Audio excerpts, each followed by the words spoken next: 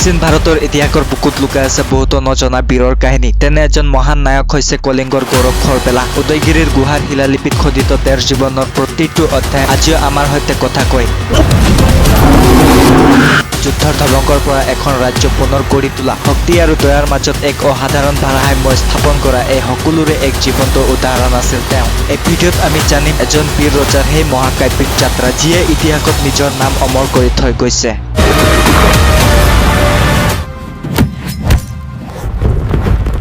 প্ৰাচীন কলিংগৰ পৰ্বতমালাত উদয়গিৰিৰ গুহাৰ দেৱালত খোদিত হৈ আছে এটা অমূল্য শিলালিপি।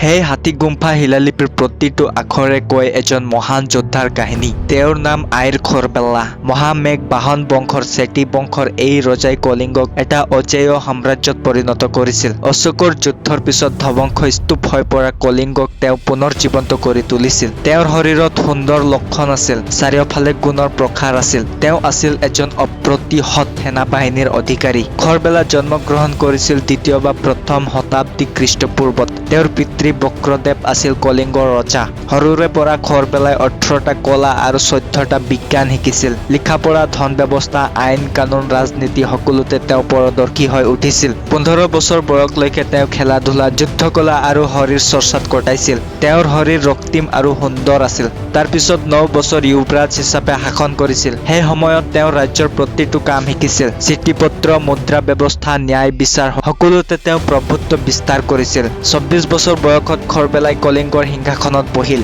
তেতিয়াৰ কলিংগ নগৰী আধুনিক শিশুপালগড় এটা ধ্বংসাৱশেষ। অশোকৰ যুদ্ধৰ পিছত আৰু এটা ঘূৰ্ণী বতাহত নগৰীৰ দুৱাৰ, দেৱাল, প্ৰাসাদ সকলো ভাঙি চুৰি হৈছিল। খৰবেলাই প্ৰথম বছৰতে সেই সকলো মেৰামতি কৰিলে। তেওঁ লাখ লাখ মুদ্ৰা খৰচ কৰি দুৱাৰ পুনৰ নিৰ্মাণ কৰিলে, দেৱাল শক্তিশালী কৰিলে, বাগিচা পুনৰ সজাই তুলিলে, নগৰীত জলাশয়, পানীৰ টেংক, বান্ধ নিৰ্মাণ কৰিলে, জনসাধাৰণৰ মুখত হাঁহি ফুৰাই দিলে।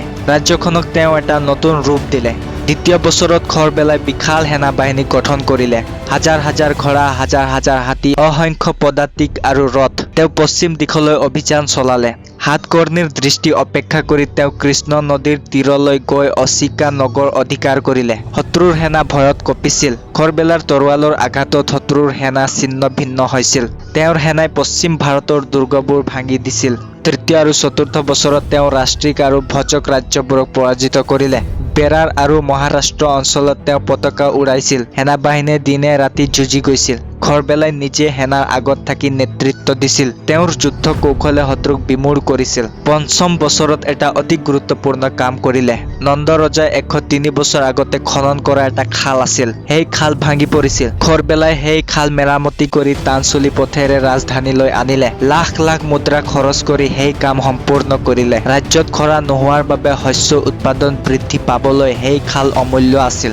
জনসাধাৰণে তেওঁক আশীৰ্বাদ দিছিল। 6ষ্ঠ বছৰত খৰবেলাই এটা বৃহৎ সিদ্ধান্ত ললে। চহৰ আৰু গাঁওবাসীৰ ওপৰত থকা সকলো কৰ মাফ কৰি দিলে।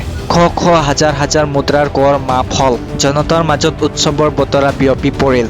তেওঁলোকে ৰজাক দেখি আনন্দত নাচিছিল। খৰবেলাই প্ৰজাৰ সুখক নিজৰ সুখ বুলি গণ্য কৰিছিল। 7ম বছৰ বিজয় উৎসৱ পালন কৰিলে। তৰোৱাল, ছাতি, পতাকা, ৰথ, অশ্বাৰোহী আৰু সেনাৰ বিশাল পেৰেড হৈছিল। নগৰীত আলোকিত কৰি উৎসৱৰ বতৰা সৃষ্টি হৈছিল। খৰবেলাই জনতাক আনন্দ দিবলৈ সকলো কৰিছিল। 8ম বছৰত উত্তৰ দিশলৈ অভিযান চলালে। তেওঁ মথুৰালৈ সেনা পঠিয়াই গয়াৰ ওচৰত কৰথগিৰি দুৰ্গ ধ্বংস কৰিলে। ৰাজগৃহ মগধৰ ৰাজধানীলৈ সেনা আগবঢ়াই গৈছিল। মগধৰ লোকসকল ত্ৰাহিত হৈছিল। খৰবেলাৰ সেনাৰ গৰ্জনত মগধ কঁপিছিল। সেই অভিযানত এটা অমূল্য বস্তু উদ্ধাৰ কৰিলে। নন্দ ৰজাই কলিংগৰ পৰা লৈ যোৱা কলিংগ জিন মূৰ্তি, প্ৰথম তীৰ্থংকৰ ঋষভদেৱৰ মূৰ্তি। সেই মূৰ্তি পুনৰ ৰাজগৃহত স্থাপন কৰিলে। জৈন ধৰ্মৰ প্ৰতি তেওঁৰ গভীৰ ভক্তি আছিল। 9ম বছৰত তেওঁ দক্ষিণ দিশলৈ মুখ কৰিলে। তামিল সন্মিলিত শক্তি, পাণ্ড্য ৰাজ্যৰ নেতৃত্বত কেৱল শক্তিশালী নাছিল, তেওঁলোকৰ সেনা অতি সংগঠিত আছিল। খৰবেলাই তেওঁলোকক পৰাজিত কৰিলে। দক্ষিণ ভাৰতলৈ তেওঁৰ বিজয়ৰ ধ্বনি বিয়পি পৰিল।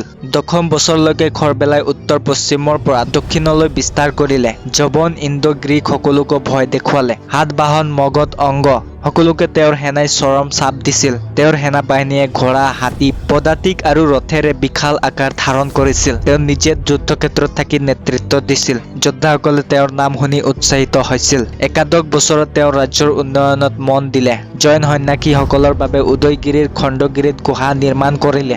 বৰ্ষাকালত সৈন্যাসীসকলে যাতে সুৰক্ষিত থাকে তাৰ বাবে সেই গুহাবোৰ সজাই দিলে। তেওঁ নামকাৰ মন্ত্ৰ উচ্চাৰণ কৰি জৈন ধৰ্মক প্ৰতিষ্ঠা দিলে। কিন্তু তেওঁ অন্য ধৰ্মকো সন্মান কৰিছিল।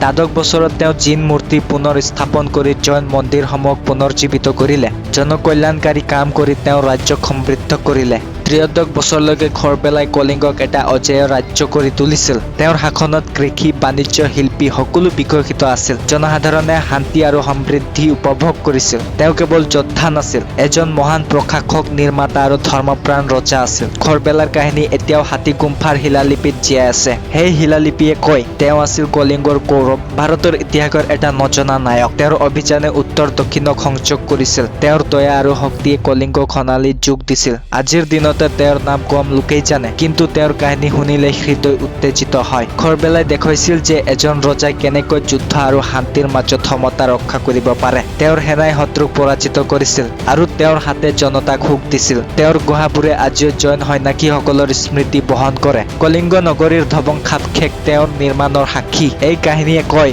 ইতিহাসত কিছুমান নায়ক থাকে যিসকলক সময়ে পাহৰি যায়, কিন্তু তেওঁলোকৰ কৃতিত্ব কেতিয়াও নোহোৱা হৈ নাযায়। খৰবেলা আছিল সেই নায়ক। তেওঁৰ তৰোৱালে শত্ৰুক কাটিছিল। তেওঁৰ হৃদয়ে প্ৰজাক স্পৰ্শ কৰিছিল। আজিৰ যুগতো তেওঁৰ কাহিনীয়ে প্ৰেৰণা দিয়ে শক্তি আৰু দয়াৰ মাজত ভাৰসাম্য ৰক্ষা কৰিবলৈ। ধন্যবাদ।